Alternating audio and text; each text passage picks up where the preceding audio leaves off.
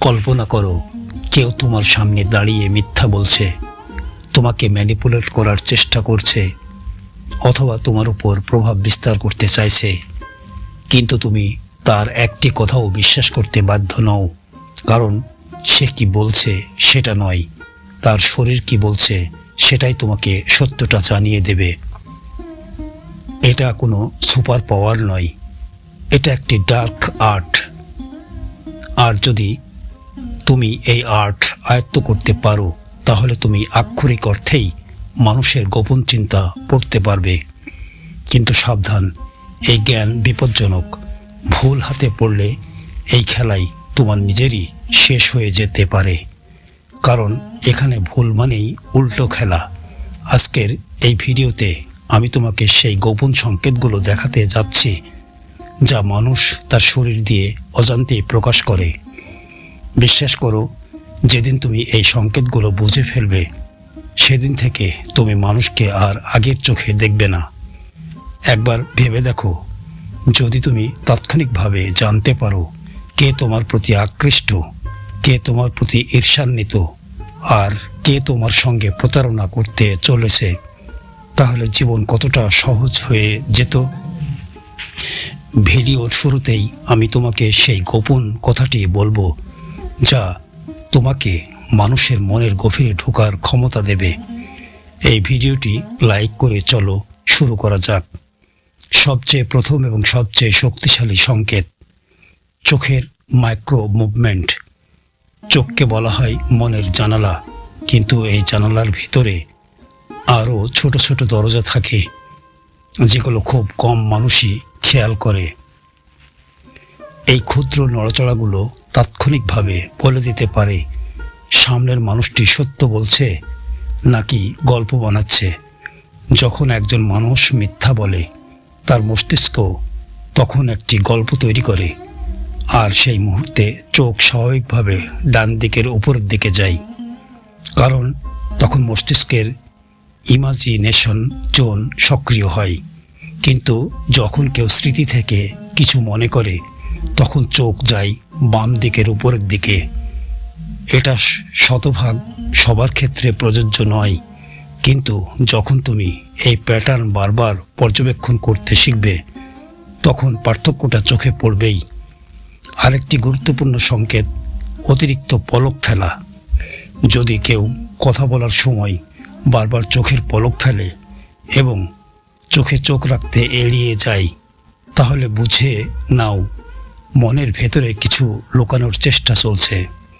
কিন্তু মনে রেখো, একটি সংকেত দেখেই কখনো সিদ্ধান্তে পৌঁছাবে না। এবার আসি সেই সংকেতে, যার জন্য প্রায় সবাই অপেক্ষা করে থাকে। আকর্ষণের শারীরিক ভাষা। তুমি কি তাৎক্ষণিকভাবে বুঝতে পারো কে তোমার প্রতি গোপনে আকৃষ্ট? হ্যাঁ, পারো। আর এর সবচেয়ে বড় সূত্র হলো পা এবং শরীরের অবস্থান। তুমি একটি রুমে ঢুকলে, একটি কথাও না বলে তুমি বুঝতে পারো কে তোমাকে পছন্দ করে আর কে করে না। যখন কোনো ব্যক্তি তোমার প্রতি আকৃষ্ট হয়, তার শরীর অবচেতনভাবে তোমার দিকে ঝুঁকে পড়ে। হয়তো সে অন্য কারোর সঙ্গে কথা বলছে, কিন্তু খেয়াল করে দেখো, তার পা আর বুক হালকা করে হলেও তোমার দিকেই থাকবে। এটা জৈবিক প্রবৃত্তি। মানুষ চাইলে এটাকে পুরোপুরি নিয়ন্ত্রণ করতে পারে না। কিন্তু এখানেই শেষ নয়, আকর্ষণের আরও গভীর সংকেত আছে। Mirroring effect.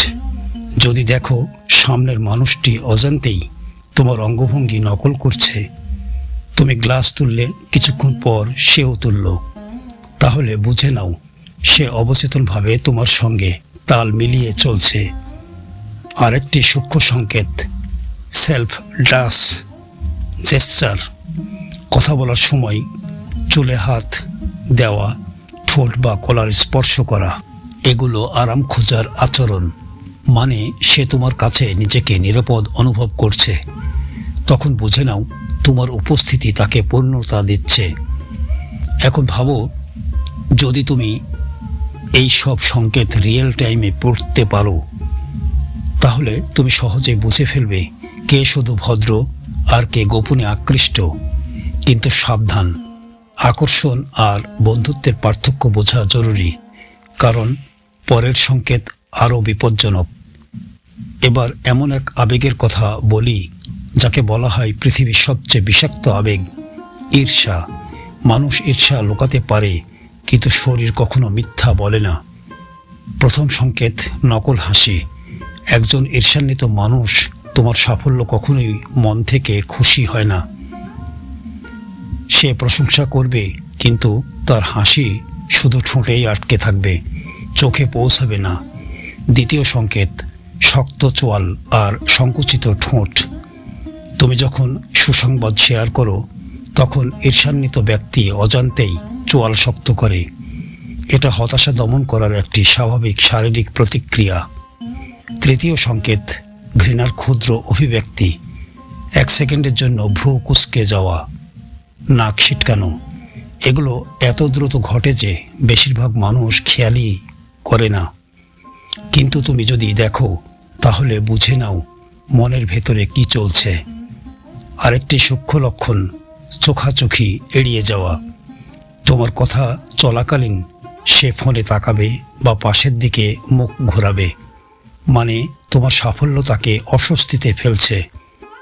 এবার আসি সবচেয়ে শক্তিশালী ও ভয়ঙ্কর সংকেতে, কর্তৃত্ব আর নিয়ন্ত্রণ। যারা নিয়ন্ত্রণ করতে চায় তারা সবসময় বেশি জায়গা দখল করে।